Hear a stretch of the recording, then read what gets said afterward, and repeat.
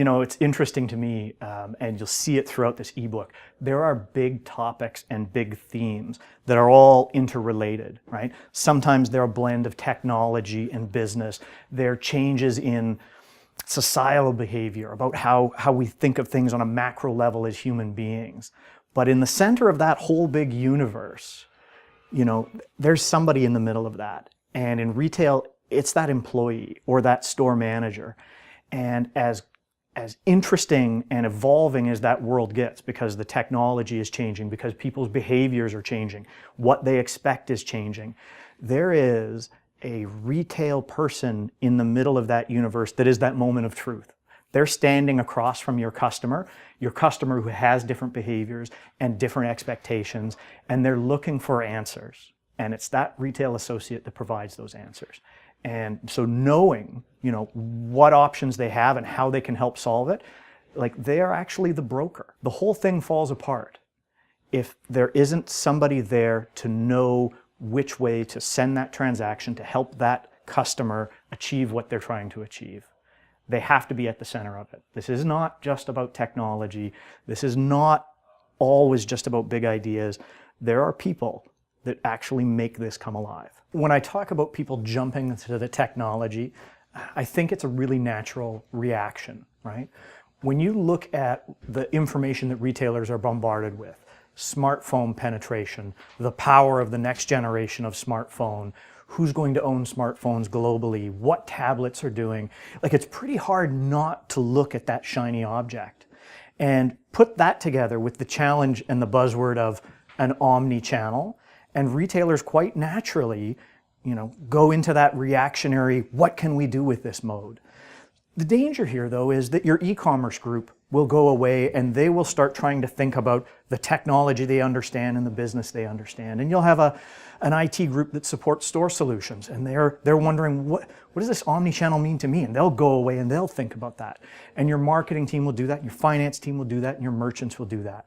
The danger when you make the technology the center of that is that everybody goes and works in their own silos to try to discover what the omni-channel offering is for this retailer. That is fundamentally flawed, right? You will lose the synergies of being able to work together. The customer does not care about your e-commerce group or your retail operations group or your marketing group. They care about the experience they want to have, the products they want to get, how they expect them to be delivered to them, when they expect them to be delivered.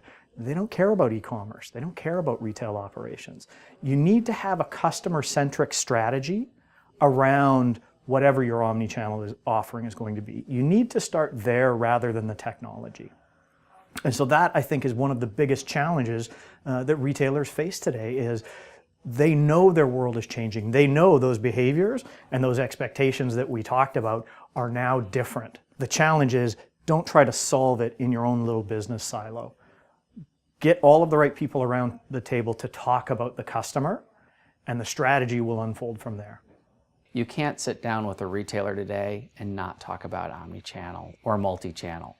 It is pervasive. It's where everybody's investing. In fact, it's where the cool kids hang out, is with omni-channel. So where does the workforce fit in with omni-channel? Well, the workforce delivers the omni-channel experience. We can think about it being this faceless transaction that happens over the cloud.